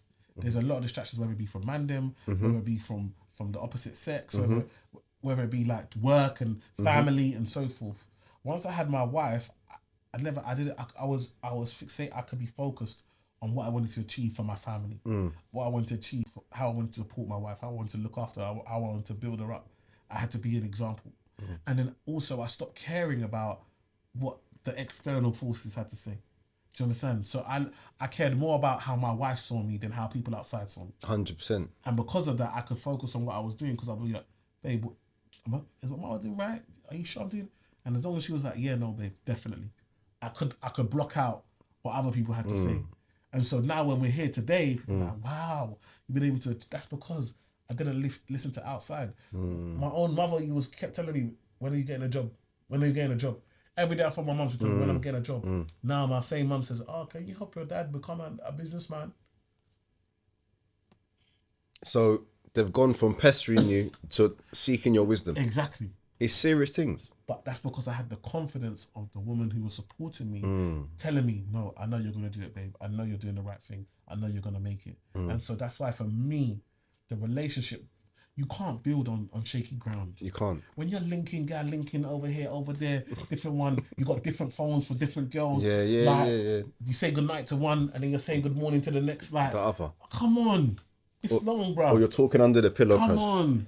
Bro, it's a mad thing. Man sending texts and just changing names. Same text. Or I'll just do a random, yo, darling, what are you saying? I was just thinking about you. Said that to 10 gal. Numbers. And they all reply now. Now you're here. You're not concentrating on building yourself. Yeah, the focus is you're spread thin. Come on. And so for me, what I understand is, like, you know, you will lose money chasing girl, but you'll never lose girl chasing money. You see, bruv, you see the more dough you get, They come. they come. It comes. They're like moths, cuz. They flock where there's light, brother. Come on. So you're not gonna. But you see when you're there chasing girl, and then all of a sudden the money come dry, bro, it's a lonely place. The offski. It's a lonely place. And so for me, it's really important to understand like once I had that relationship, my wife, and also once I got married and had a wife, now my relationships with women are different. So before I found that like a lot of the time I have relationships with women and like working relationships, and somebody would end up liking somebody or whatever, and so you could never truly utilize that relationship in the best way. Yes. Once I got married and that was out the window, all of a sudden I could start becoming I could work with women. Yes. Like and women could, and now my business is mainly been supported to this place where it is today because of women. It's the ladies then. Women that I've partnered with, women that I've worked with, women that have said, listen, I've had women come to my events and said, yo, amazing. I'm buying 5 tickets for my friends to come. And then their 5 friends will come. Then they will all buy 5 tickets because somebody bought for them. Before, you know, I went from having an event where I had 50 seats and only 12 people turned up to having 100 people in a room. Yeah, it's serious things. All because of the support. It's serious things. And so for me, and that is because when I'm coming to them, I'm giving them I'm not trying to move to them. Yeah, it's not about that. It's not about that. It's not about that. I know that women can bring more to me than just like physical. Do you understand? But sometimes when you're single and this world has taught us only to see women as a sexual object or as something that I desire or I chase, you don't know how to really make it work. Yeah, Do serious you understand what I'm things. trying to say? So Things. being married, having a wife, understanding the importance of this wonderful woman that God has put in my hands, you know, to support and develop and nurture and protect. Once I understood that, and then having daughters, That's a different realm. you're looking at it completely different. That's a different realm. So yeah, I feel like it's like having the right partner is vital to, you know, success. 100%. And it's funny, all my speaking engagements primarily have been through women. And what I've noticed the difference when I speak to men versus when I speak to women, they're more in tune with the emotion. Yeah. When you're telling them your personal journey, they feel it's men sympathize, women empathize. Men hear what you're saying, women feel what you're saying. And they take that and they just look for how they can help you, brother. Yeah, no, definitely. It's a serious thing. And so I always tell a lot of these young guys, like, you're wasting, you've got some very talented women in your network and around you, but you're wasting it because you only see her for the physical. You're trying to chase the things. And you're missing out. You're missing out, brother. And that's keeping you where you don't want to be. If you'd only open up your eyes and see her beyond the physical and look at how can we work together? How can we support one another? How can we add value to each other? Then you'll start to see the growth. Because let me tell you something, there's nothing I haven't put in my wife's hands to bless her that she hasn't multiplied. A good woman brings addition or multiplication. That's it. A bad woman or bad partner, bad man, bad woman, they bring subtraction or they cause division. Exactly. It's simple maths. Simple maths. And so for me, that's been my experience. Like, and so it's so important that, you know, you don't miss out on that element. I tell man them, don't miss out on that element. Do you know what I mean? Like, restrain yourself. It's not every woman you need to move to. It's not a game. Like, it's not every, like, understand that, these are some people's feelings sometimes. And we're not, as men, we're not taking that into consideration. You're out here breaking hearts. Do you understand? That's going to be somebody's mum one day. Do you know what I mean? So it's really important. That's somebody's wife that you messed about with. Do you understand what I'm trying to say? You haven't taken serious, knowing that you were never taking them serious. So it's vital that we mature as men, and also especially me, like I said, having daughters. Like, I know that the man and example I need to be for my daughters. I need to take my daughters out. I need to let them know how a man should be treating them. So that when they do see one, they know the difference between greatness and just a joke thing. Do you think someone's just gonna be able to fly my daughter to fly put her on a plane, and all of a sudden she's gonna open leg? It's impossible. Imagine. She would have been on planes from. Come on, she Bruv, would have been on planes. If that belt unhinges, Holy Ghost fire, bro. Come on. Do you know what I'm saying? She's not gonna be impressed by these serious things things. because I've set the example as a father. Do you know what I mean? So that's why I tell people, sometimes we say we're doing it for our family. We're doing it. How much time are you spending with your family? Like, next week, I'm off the whole week. No work. Strictly family, because it's half term. Strictly family. I'm going to be with them. And so for me, it's important to make sure that I don't just say, oh yeah, I do it for my wife and kids, but then they never see me. How can I be out here helping the nation, but my family are suffering? Do you understand? So the first ministry is the household. It has to be the household. Has to be the household. Now, obviously, I'm not saying I'm always at home because I'm busy. Do you know what I mean? But when I'm at home, I'm present. When I'm at home, I'm present. Yeah. My phone is not in my hand. Yeah.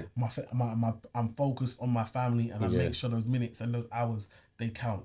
I make sure they feel my presence when I'm at home. To the point where when I'm not at home, or like I travelled, and all my kids, the house wasn't the same. My wife, the house wasn't the same. They feel the void. They feel the void. Yeah, they feel it. Because I'm present. And it's about being present when you're in there. Don't be at home and you're still on your phone, you're still taking work calls, you're still, like, make sure you're present. Make sure when it's sports day, you turn up. When it's parents' evening, you turn up. Do you know what I mean? These things, the kids remember this stuff. Because I remember this stuff. Do you know what I mean? So it's important. These things are important. Like, we can't be out here saying we're doing it for them and then we're not showing up for them. What are you trying to do with your kids and your wife that you never saw from your parents? I think the biggest thing that I do with my wife in front of my kids is we show affection to one another. I let them know, how I talk to my wife. I never shout. I don't shout at my wife. I never raise my voice at her. We talk normal, and I really try and let them know that we are a team. Do you know what I mean? And with my kids, I talk to them about money and finance. I let them know when we were saving to buy the new house that we got. I told them, look, we're all having to take cuts. When they said, can we go to McDonald's? I said, I didn't even have to say anything. The other one will say, oh, we can't go to McDonald's. We're buying a house. And now that we bought a house and they got their rooms and they're excited. Now we can shop McDonald's. And now they're happy because they understood the sacrifice. I think one of the big things that our parents try and do is protect us from what's going on, but it doesn't prepare us for the real world. And so for me, I want to prepare my kids. I want them to feel like we're on this journey together. I help my kids with their homework. I have time for them. I'm really trying to be around as much as possible. And so that's why I feel like for me, I wanted to be an entrepreneur so that I could control my time. Time works for me rather than me work for time. Time's a big thing for you, bro. It's a big thing for me. It's a big thing for you, brother. It's a big thing for me. Like, I for other people, I know it's money, but I know that I don't need that much money to live the type of lifestyle that I want. I don't need loads of money to do that. But what I need is time in order to spend time with my kids, with my family. Do you know what I mean? So for me, time is really vital because for me, it's the memories and the legacy that I'm going to leave. And time's connected to energy. Yeah, I agree. Brother, I work 11-hour days in construction. And when I get home from work or from doing my job, I then have to think about my work. So really, that's a 15 hour day on average. Yeah, on average. And my missus is high level in finance. She's the same. So at least I'm doing it with somebody that's like-minded. Yeah. But the energy depletion is a real thing. It's a real thing. Definitely. So at some stage, I'm going to hit a crossroad where it's either about the money, the bangers, or it's about the time. Exactly. What means more? What means more? Exactly. Definitely. What means more? Crazy. And just to finalize, because obviously I know that your time's precious, cuz. Yeah. What do you think we, as people, as not so much influence, well, you know, it depends. Influencers, you know, people of value. What can we do to the next generation to equip them better for the real world? Obviously, financial literacy is one. Yeah. If you were to give 5 topics or 5 areas that you think we should help nurture the next generation, what would you say that is? I think financial literacy is important. I think maths and English.